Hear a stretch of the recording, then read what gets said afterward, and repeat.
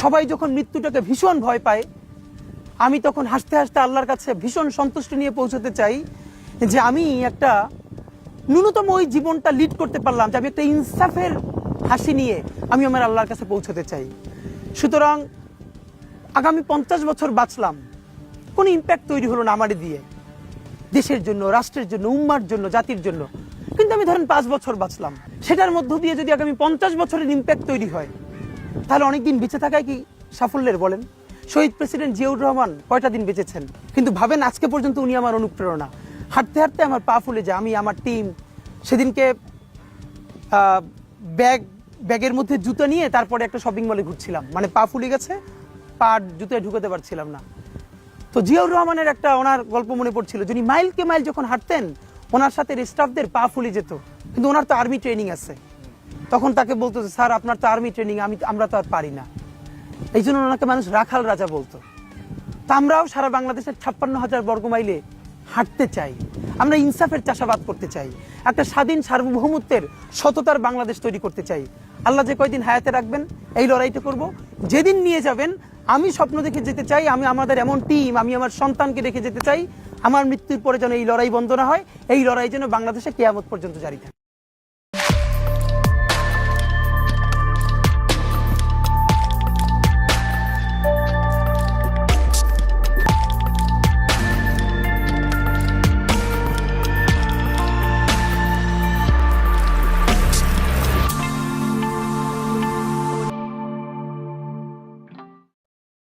এই হাদিকেই কেন গুলি করা হলো, কে হাদিকে গুলি করছে, তার চাইতে কেন গুলি করছে এই প্রশ্নটা জরুরি।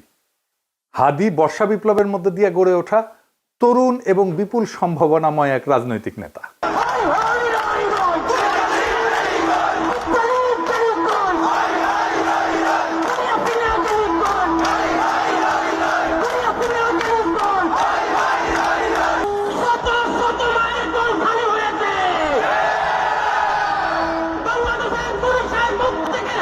অনেকে আওয়ামী লীগের দিকে আঙুল তুলতেছে। আওয়ামী লীগ অবশ্যই বর্ষা বিপ্লবের প্রধান শত্রু, কোনো সন্দেহ নাই, কিন্তু আওয়ামী লীগই কি একা বর্ষা বিপ্লবের একমাত্র শত্রু? না, রাজনৈতিক দলগুলো যারা হাসিনা বিরোধী লড়াই করছে তারাও তো বর্ষা বিপ্লবকে ধারণ করে না। সরকারের মধ্যে বিপ্লব বিরোধী ধান্দাবাজ অপদার্থ ধ্বজভঙ্গ লোকেরা ঢুকিছে একের পর এক।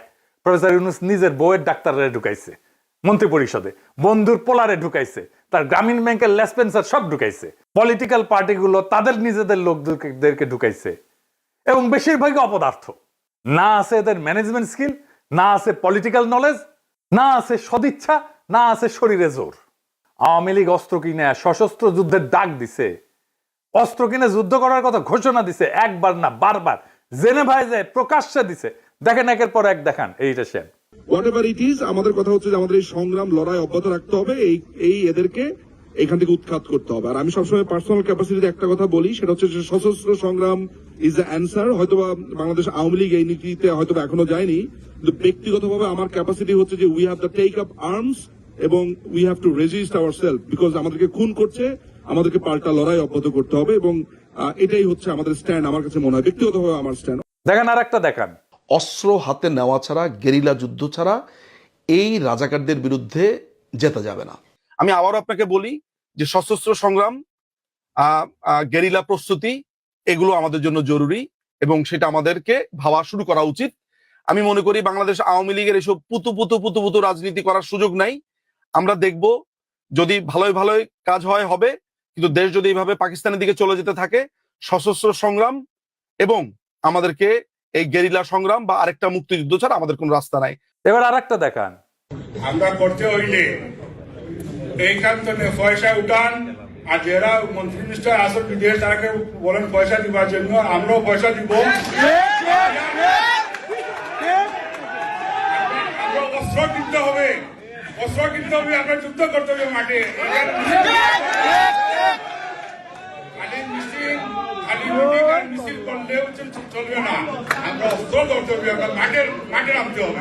দেখেছেন শুধু কি এরা হাসিনা লেসপেন্সার, হাসিনা নিজেই বিপ্লবীদের হত্যার নির্দেশ দিছে। শুনেন, কথা কম গাছ বেশি। নেত্রী আমাদের যে ভাই বোনদের হত্যা করেছে, আমরা অস্ত্র তুলে নিয়ে এদেরকে হত্যা করবো ইনশাল্লাহ আগামীতে। তুমি মুখে কথা একটু কম বলো তো, যারা কথা বেশি বলে তারা কিছু করতে পারে না। কথা কম গাছ বেশি, ঠিক আছে? মুখ দিয়ে বলতে যেও না, আগে করে দেখো। ঠিক আছে, খোদা হাফেজ। শুনেছেন? তারপরে তো এই ঘটনা, একটা রাষ্ট্রের বিরুদ্ধে সশস্ত্র সংগ্রাম বা প্রকাশ্য খুনের নির্দেশ দেওয়ার বিরুদ্ধে কিছু করছে প্রফেসর ইউনূসের সরকার? কিছুই করে নাই, কিচ্ছু করে নাই। আর ওদের সাহস আকাশে চড়ছে। হাসিনাকে ভারত ফেরত না পাঠাতে চাইলে নাকি আমাদের কিছুই করার নাই, এই বলে তৌহিদানন্দ প্রভুপাদ। শুনেন, ভারতকে রাজি হতে হবে অথবা চাইতে হবে তাকে ফেরত পাঠানো। রাজি না হলে আসলে তো করার কিছু নেই, আমরা রাজি করানোর চেষ্টা করতে থাকতে পারি, এটুকু। যেটা প্রথমে যেটা বলছিলেন, এটা একটু প্রসেসের ব্যাপার আছে, প্রসেস তো চলছে, দেখা যাক আমরা কতটুকু অ্যাচিভ করতে পারি। শুনেছেন? এটারে বিএনপি ঢুকাইছে, দেখে দিলাম এটা উপদেষ্টা মন্ডলীতে। এতটাই অপদার্থ, করার কিছু নাই তো তুই উপদেষ্টা আসিস কেন? 111 আমলা ওরে বানাই দিছে মন্ত্রী, এরা গালাইলে ওর গায়ে মাখেন। এতটাই নির্লজ্জ, এতটাই ক্ষমতা লোভী। এদের দিয়া প্রফেসর ইউনূস ফ্যাসিবাদের আগমন ঠেকাবে। হ্যাঁ, কি আর কমো, বালটা ঠেকাইতে পারবে। নির্বাচনের তফসিল ঘোষণা করছে না, দেখেন কি ভয়াবহ রক্তপাত হয় এই পুরা নির্বাচনের সময়। কিছুই ঠেকাইতে পারবে না। কেউ তো কথা শোনে না, আমলারাও কথা শোনে না। ক্ষমতায় বসেছে, রাষ্ট্রযন্ত্রের উপরে কোনো নিয়ন্ত্রণ প্রতিষ্ঠা করতে পারে নাই এই 2 বছরে। এত সাপোর্ট দিয়ে গেছে, কোনো স্যাদব্যাদ নাই। আচ্ছা বলেন, এনএসআই, ডিজিএফআই যদি না জানে কারা ঢাকা 8 আসনের প্রার্থী শরীফ ওসমান হাদিকে হত্যার উদ্দেশ্যে গুলি করছে, তাহলে এই সংস্থাগুলো বন্ধ করে তো দিতে হবে। এগুলো রাখার যুক্তি কি? এই সংস্থা দুইটার প্রধানদের আজকে তো বিদায় করে দেওয়া উচিত। এরা কিছুই করতে পারবে না। জাতীয় নিরাপত্তা উপদেষ্টা একজনকে বানাইছে। হ্যাঁ, অনেকে বলে আপনার গুরুজন, হ্যাঁ ওনারা নিয়ে ভিডিও টিডিও বানিয়েছেন। ওনারে আবার তা আমি কি করব? যে যায় লঙ্কায় সেই তো হয় রাবণ। সে ক্ষমতা উপভোগ করিচ্ছে আর বিএনপির সাথে ঘুটু করিচ্ছে, বিএনপির সাথে ঘুটু করিচ্ছে যেন বিএনপি তাকে পররাষ্ট্রমন্ত্রী বানায়। হাদিকে খুন করার এই ভয়ঙ্কর অপারেশনে যারা যুক্ত ছিল তাদেরকে গ্রেপ্তার করে বিচারের আওতায় না আনতে পারলে প্রফেসর ইউনূস সরকার 12 ফেব্রুয়ারি জাতীয় নির্বাচন সম্পন্ন করতে পারবে না, লিখে রাখতে পারে। বর্ষা বিপ্লবকে কোনোভাবে মেনে নিতে পারেনি কায়েমি গোষ্ঠী। আর এক দল আছে বর্ষা বিপ্লবকে বিপ্লব বলে স্বীকারই করতে চায় না, বলে এটা অভ্যুত্থান। এটা অভ্যুত্থান নাকি বিপ্লব খুব নির্দোষ বিতর্ক বইলা মনে হয় না, কিন্তু এখানে লুকায় আছে হাদির গুলি খাওয়ার নিশানা। আসেন সেটা বুঝে দেখি। এক শ্রেণীর জাউরা আছে, দেখবেন বলবে আইসে আমি সহ কয়েকজন নাকি দেশটারে অস্থির করে রাখছি। বিপ্লবের পরে কোনো দেশ সুস্থির হয় না, কখনো হয় না। বিপ্লবের ইতিহাসে এটা নাই। সুস্থির করার জন্যই বিপ্লবী সরকার লাগে। অভ্যুত্থান আর বিপ্লব এক জিনিস না।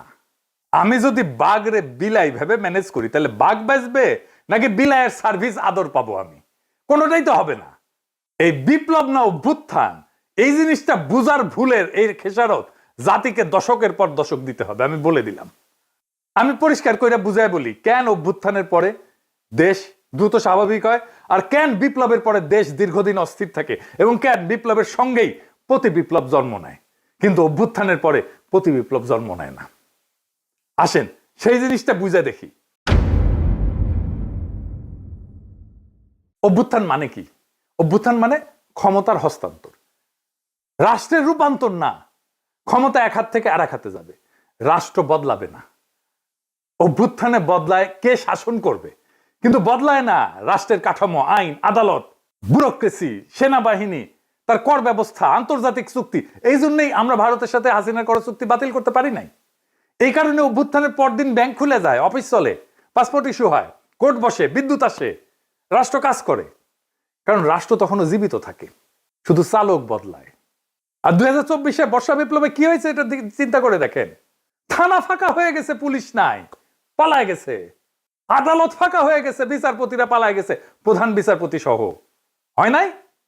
বিপ্লব মানে কি? বিপ্লব মানে শুধু শাসক বদল না। বিপ্লব মানে কে শাসন করবে, কেন শাসন করবে, কিভাবে শাসন করবে, কোন আইনে, কোন নৈতিকতায়, সব প্রশ্ন নতুন করে তোলে, নতুন করে ফয়সালা হয়। হান্না আরেন্ট বলছিলেন যে ইংরেজিতে লিখেছে, ইংরেজি যেহেতু লিখেছে ঠিকই লিখেছে, তাই না আমি বাংলা কইরা বলি। বিপ্লব মানে নতুন কর্তৃত্ব তৈরি করা, নতুন কর্তৃত্বকে প্রতিষ্ঠা করা। বিপ্লব মানে পুরনো বৈধতা ধ্বংস, নতুন বৈধতাকে আনা।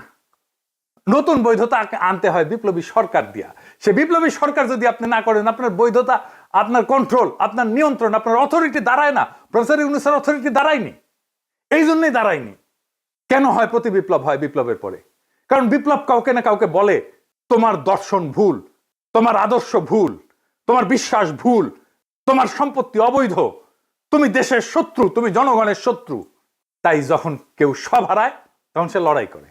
অভ্যুত্থানে কেউ সব হারায় না, বিপ্লবে অনেকে সব হারায়। বিপ্লবে আওয়ামী লীগের সব হারানোর কথা ছিল, ভারতের সব হারানোর কথা ছিল, হারায় নাই, সব রক্ষা করা হয়েছে। তাই প্রতি বিপ্লব জন্মায় বিপ্লবের গর্ভেই। বিপ্লবী সরকারের দরকার পড়ে প্রতি বিপ্লব থেকে বিপ্লবকে রক্ষা করার জন্য।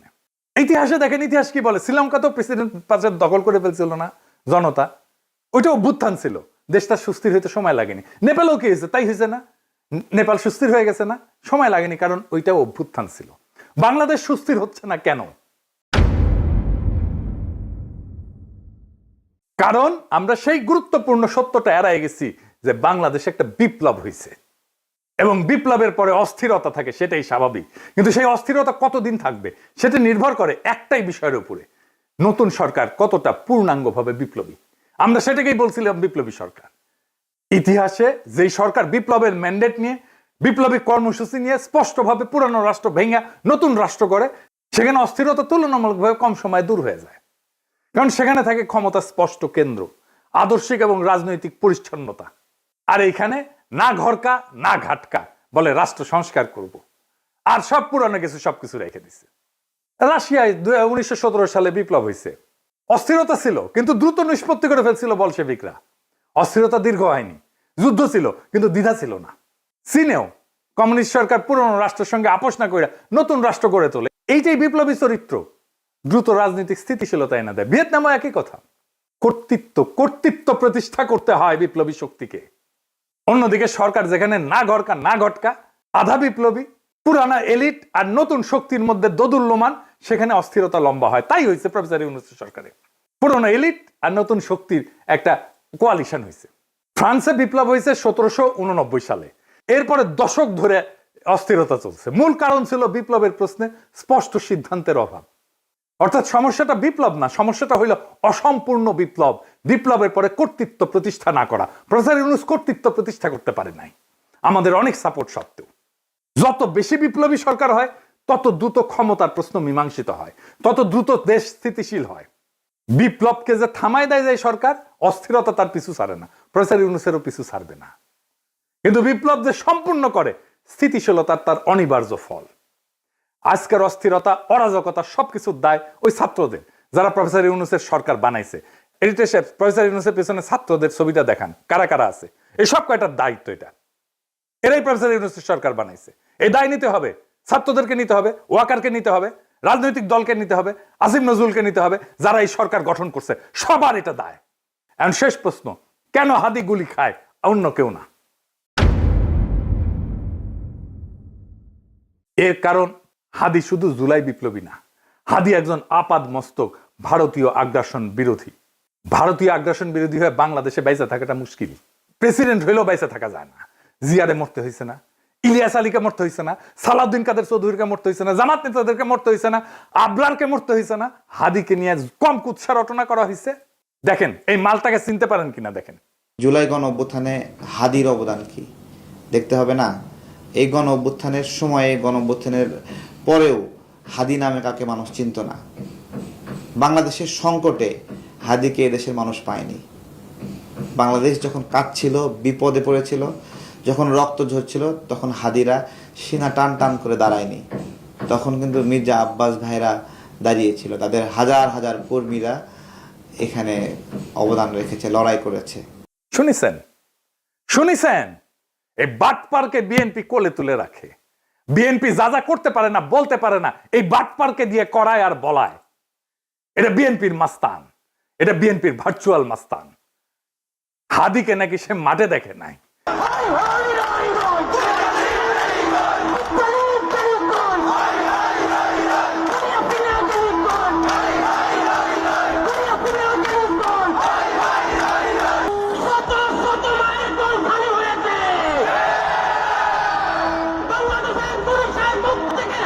ওই বর্ষা বিপ্লবের হেডমাস্টার, ওর কাছে রোল কল কইরা বর্ষা বিপ্লবের স্টেক নিতে হবে।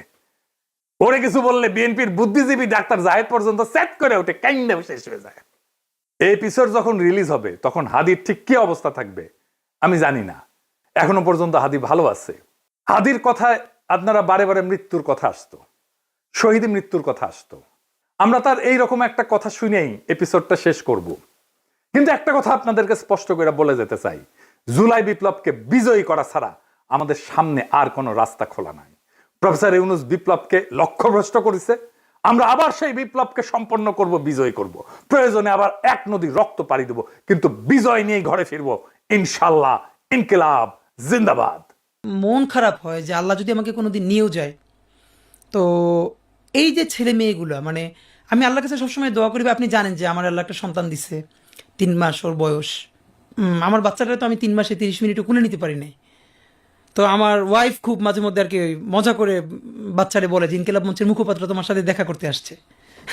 তো আমার এই প্রথম মনে হলো কি যে আমি ভাইয়ারে বলি, ভাইয়া আল্লাহ যদি আমাকে নিয়ে যায়, আমার বাচ্চাটার দিকে একটু খেয়াল রাখেন। তো এই কথাটা আমি বলতে পারিনি। আব্বার একটা, মানে আপনি যদি বলেন যে আমার সারা জীবনের যেটুকুন সততা, সাহস, লড়াই, এটার দুনিয়ার সমস্ত শক্তি আমার আব্বা। আমি যদি কিছু হইলেও করতে পারি সততার সাথে, আল্লাহ যদি আমার রহম করে, তাহলে আমার ছেলে, আমার পরিবার, আমার ভাই বোন, আমার ইনকিলাব মঞ্চের ভাই বোনগুলো, এগুলো আল্লাহ দেখবে যেভাবে আল্লাহ এখন আমাদেরকে দেখতেছে। সুতরাং কারো কাছে আর কোনো প্রত্যাশা নেই।